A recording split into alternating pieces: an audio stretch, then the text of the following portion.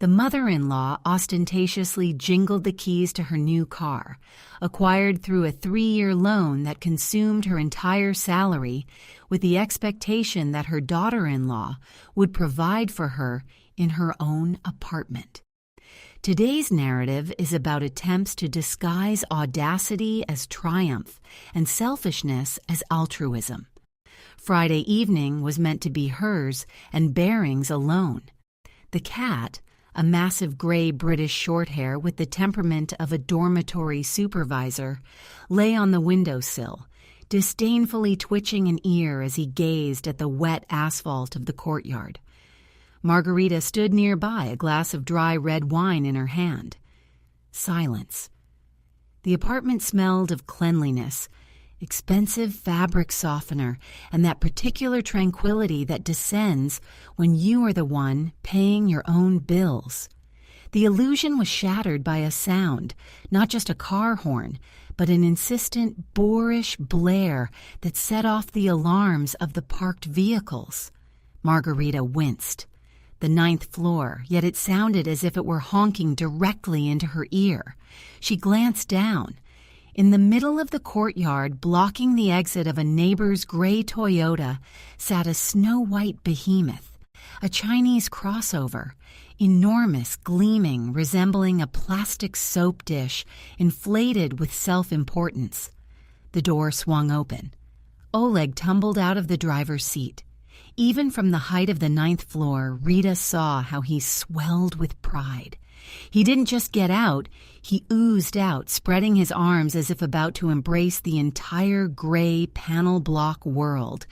And from the passenger seat, Tamara Zakharovna emerged majestically, adjusting her hairstyle. The phone on the table sprang to life. Margot's beloved husband. Open the barrier. I couldn't find the remote. And set the table, we're coming up. She slowly set down her glass and glanced at Baring. The cat yawned, revealing a pink maw. Translation: deal with it yourself, owner. Set the table, you say, she muttered. A sharp scent of someone else's triumph filled the hallway. You know that smell? The mingling of cheap cologne, powder, damp street air, and the adrenaline of people who have done something foolish but want to be praised for it. Right then. Tamara Zakharovna glided in first. She wore a coat with a fur collar that seemed to be a coronation robe. She didn't remove her shoes, walking directly onto the light laminate flooring of the hallway. Well, where's the hostess? Welcome the victors. Oleg followed, twirling a keychain with chrome accents on his finger. His eyes sparkled, his cheeks were flushed, his breathing ragged like a child who had pilfered candy. Did you see it? He exhaled, not even kissing his wife. Saw the beast, 2-liter turbo, panoramic roof, leather interior, fully loaded. He tossed the keys onto the small table with a clatter that sounded like he had thrown a gold ingot. 4.2, declared the mother-in-law, scanning Rita's hallway as if appraising renovations. But nothing is too good for my son. He deserves the best. Rita stood with her arms crossed. She was in simple home jeans and a T-shirt without makeup. But in her own home, she always felt superior to these pampered guests. Hello, she said evenly. Shoes off, Tamara Zakharovna. Laminate doesn't like heels. Her mother-in-law pursed her lips but complied. Oh, Margarita, always with your rules. We should be celebrating an event of the century. Oleg is a solid citizen now. The head of sales shouldn't be driving a Lada. He's not the head of sales, Rita corrected calmly. He's a senior manager. That's temporary, Oleg dismissed, walking into the living room and flopping onto the sofa. The sofa creaked. Baring, who had been sleeping in an armchair, opened one eye and hissed. With a car like that, I'll be respected immediately. Rid's status is an investment in his image. Rita followed. Did you buy a car? She asked.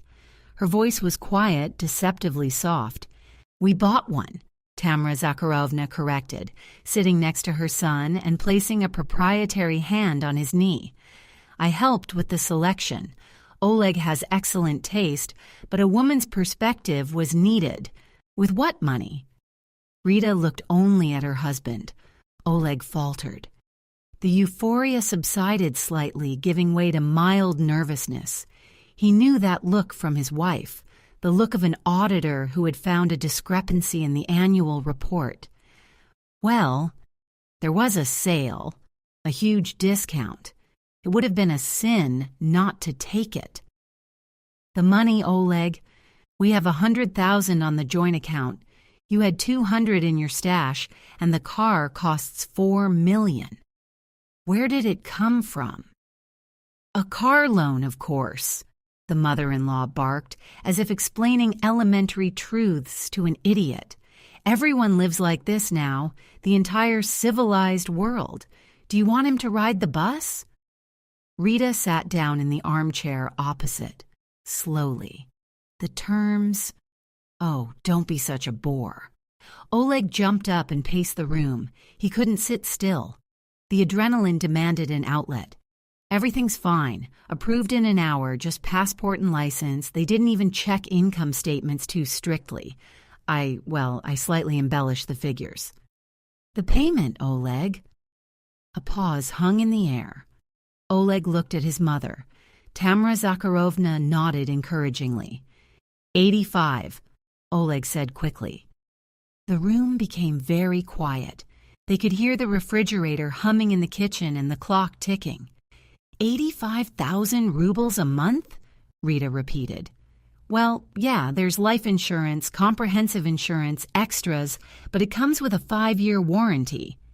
Oleg. Rita spoke very clearly, enunciating each syllable. Your salary is 85,000. If there's a bonus, 90. If there's a penalty for being late, 80. Oleg shrugged. So what? I'll try harder. The bonuses will come. I'm on such a high right now, I'll move mountains, especially since Mom said so. What did Mom say? Rita shifted her gaze to her mother-in-law. Tamara Zakharovna smoothed the folds of her skirt. I said that in a family, there should be mutual support. You, Margarita, have a good, stable salary, your own apartment, no mortgage to pay. Surely you won't begrudge your husband a loaf of bread. He's trying for the family. He'll drive you to Auchan, to the Dasha. At this point, a pause is absolutely necessary for commentary. Appreciate the brilliance of the performance. An adult man and his mother are spending the son's entire earnings on status, and the responsibility for the family's survival is to fall on the wife because she has her own apartment. I'd love to hear your opinion. What would you do in the heroine's place after hearing such a proposal for mutual support? Write in the comments if you would tolerate such a consumerist attitude. And now, we continue. It was so audacious that Rita couldn't find words immediately. She looked at them, at the mother-son duo, and saw how tightly they were bound in this venture. So, Rita began, feeling a cold fury rise from her stomach to her throat, but keeping her face like stone. Your entire earnings go to the bank, 0. Well, it's only for 3 years, Oleg interjected. They'll fly by, you won't even notice. And what will we live on? Food, gas for this tank, utilities, internet, your cigarettes, clothes? Rita. Tamara Zakharovna threw up her hands, her bracelets clinking. What kind of a petty bourgeois are you, only thinking about sausage? The guy's dream has come true. You could be happy for him. Set the table, open the champagne. We've been sitting in the salon for 6 hours, starving, while they process the paperwork. Yeah, honey, Oleg chimed in, feeling supported. Is there anything to eat? We'd celebrate. I brought some wine, a bottle in the trunk. Go get it, and I'll stretch my legs for now. The pedals are unfamiliar, you know. Rita stood up. A kaleidoscope of numbers swirled in her head. 85,000. Alone. Gasoline for such a monster. Another 15 to 20,000. Windshield washer fluid. Fines. And Oleg loved to drive fast. That's 100,000 rubles a month wiped out from the family budget. More accurately, it's the complete annihilation of his contribution and a huge hole that he planned to plug with her money, her life, her vacation, the bathroom renovation she had planned, her peace of mind. "Go get it," she repeated. "Well, yeah, the keys are in the hallway." Oleg was already pulling out his phone, scrolling through photos of the car, probably posting them on social media. #TagNewBaby, #success. Rita went to the hallway, picked up the car keys, heavy, plastic, warm from his hands, and returned. "I'll be right there," she said. "I'll just go to the store. The fridge is empty." "Oh, go ahead." Oleg livened up. "Get some meat, steaks, maybe some sliced salami. Mom likes servalat." "Okay," Rita nodded. "Steaks and servalat, it is." She left the apartment. The elevator took a long time. It was dark outside. The white crossover gleamed under the street lamp, occupying 2 parking spaces. The neighbor, Uncle Pasha, was walking his poodle and shook his head disapprovingly, looking at this marvel of Chinese automotive engineering. "Is it yours?" he asked, nodding at the car. "They blocked my exit, and I wanted to go to the dacha tomorrow." "They'll move it, Uncle Pasha. They'll move it soon," Rita said. She walked to Pyaterochka and wandered between the aisles for 20 minutes. She thought. She didn't cry. Tears would be an unaffordable luxury now, a waste of resources. Her crisis management mode kicked in. The situation was clear. Oleg hadn't just bought a toy. He had committed an act of financial assault. He had unilaterally burdened the Ermo family, confident that Rita was a bottomless well who would tolerate everything because she loved him, because she was his wife, because it was her apartment and there was nowhere to kick him out. She remembered their wedding 3 years ago. Oleg had been normal, not a star, but he worked, brought money, laughed at her jokes. And then Tamara Zakharovna appeared with her eternal, "You deserve more," and a wife should inspire. And Oleg succumbed, started turning up his nose at trips to Turkey. "We need to go to the Maldives like normal people." But he wouldn't give her money. He started buying designer clothes on credit. Image is everything. The car was the final straw, the point of no return. Rita approached the checkout. "Bag needed?" "No." She returned home. The apartment was noisy. The TV was on at full blast. Some show was playing. Oleg and his mother were discussing something, laughing. "Oh, the provider has returned," Oleg exclaimed, not turning his head. "Ready to cook?" Rita went to the kitchen, laid out the purchases on the table. A loaf of white bread, a pack of chicken instant noodles, and 1 small package of expensive brie cheese. She took a knife, carefully sliced the cheese, and arranged it on a beautiful plate. She poured herself more wine. "Oleg, Tamara Zakharovna, please come to the table." They appeared instantly. Her mother-in-law rubbed her hands. Oleg had already prepared a fork. They stared at the empty table. Bread, instant noodles, and a plate of cheese in front of them.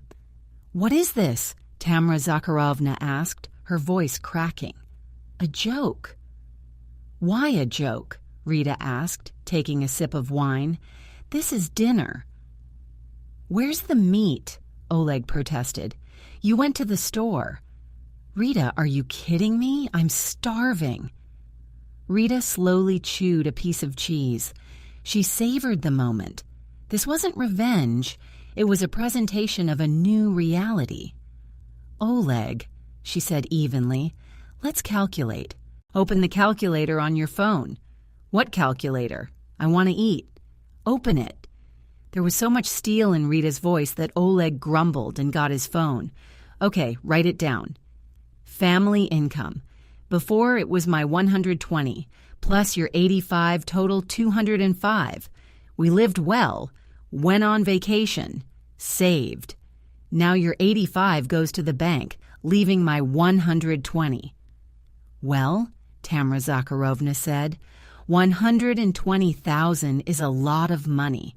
We have people living on 30 for a whole family. Correct, Rita nodded. But that's my 120. I've been thinking. I need to pay utilities for this apartment. 8,000, food. I like to eat salmon and vegetables. That's another 30. Cosmetics, clothes, fitness, gas for my car. In short, I've drawn up a budget. And you know, Oleg, she looked him directly in the eyes, my budget doesn't have a line item for supporting an adult man with ambitions. Oleg blinked. His mouth fell slightly open. What do you mean? We're husband and wife. That's the point. You made a unilateral decision. You withdrew your contribution from the family entirely. You decided that for 3 years you would be a parasite on me. You didn't ask. You presented me with a fait accompli. How can you say that? The mother-in-law shrieked, jumping up from her chair. A parasite in your own apartment. This is his home, too. He's your husband. This is my apartment, Tamara Zakharovna. Bought before the marriage with my money. Oleg is only registered here, and, incidentally, temporarily. Rita stood up. She wasn't shouting. She spoke as if announcing a verdict at a tribunal. No emotions, only facts. Oleg, you wanted an adult life? Status? Here it is. The status of a person who is responsible for their decisions. Do you have a car? You can probably sleep in it. The seats recline. Are you kicking me out because of the car? Oleg turned pale. Ritka, you're crazy. It's just a piece of metal. No, Oleg, not because of the car, but because you think I'm a fool. You took out a 3-year loan with a payment equal to your salary, hoping I would feed you in my apartment. He sat there blinking, while his mother-in-law, who had just been playing with the car keys, froze. A ringing silence fell in the kitchen. Bering walked into the room, rubbed against Rita's legs, and let out a disdainful meow in the direction of the guests. Pack your things, Rita said. I'll send your belongings by courier later. Take the essentials now, passport, underwear, boards. Mom. Oleg turned to Tamara Zakharovna. He was bewildered. In his worldview, his wife was supposed to yell a bit but then resign herself, accept, and admire. His mother-in-law turned crimson. You'll regret this, Margarita. You'll be alone. Who will want you, you cold, hard woman? He'll find someone else soft and kind, and you'll rot here with your cat. I have no doubt, Rita smirked. He'll definitely find someone and let her feed him. And you, Tamara Zakharovna, I believe you have a 2-room apartment? Excellent. Your son will have a place to stay. Didn't you say family should help? Then help. Feed him, fill up his little darling, invest. Oleg was still sitting. Rid, come on, you went too far. Okay, I'll return it. You can't, Rita said. As an auditor, I'm telling you, once you drove it off the lot, it lost 20% of its value, plus insurance, which won't be fully refunded, plus bank interest. If you sell it now, you'll be without a car, but with a 500,000 ruble debt. This is your hole, Oleg, not mine. She picked up the car keys from the table and threw them to him. Catch and get out. Packing took 10 minutes. Tamara Zakharovna tried to start a scene, yelling about conscience, about a woman's share, and even attempted to smash a vase in the hallway. But Rita calmly said, If you break it, I'll call the police. Vandalism. I have cameras in the building. Oleg left in silence. He looked like a beaten dog, kicked out of a warm place into the cold. He carried a duffel bag of his belongings, and in his hand he clutched the keys to his dream. Now this dream weighed not 4 million, but 3 tons of problems. When the door clicked shut behind them, Rita turned the lock twice. Click, click. The sound was the sweetest thing she had heard in years.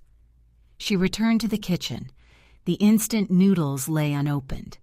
She took the cheese, poured herself more wine, and walked to the window. From below, the disgruntled growl of an engine drifted up. Oleg was trying to maneuver out without hitting the neighbor's car. His mother-in-law was waving her arms, directing the parking. Finally, the white crossover, its red taillights flashing, rolled out of the courtyard and dissolved into the night. Rita took a deep breath. The air in the apartment felt clean. No cheap cologne, no lies. She knew that tomorrow there would be calls, pleas, threats, that divorce was a bureaucratic hassle. But she had done the main thing. She had not allowed herself to be turned into a resource. Bering jumped onto the windowsill and nudged her hand with his head. "Everything's fine," Rita said to him. "You and I, Kitty, are not greedy. We just don't like being treated like idiots."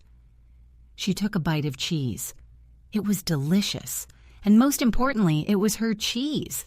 A harsh, but in my opinion, absolutely correct decision.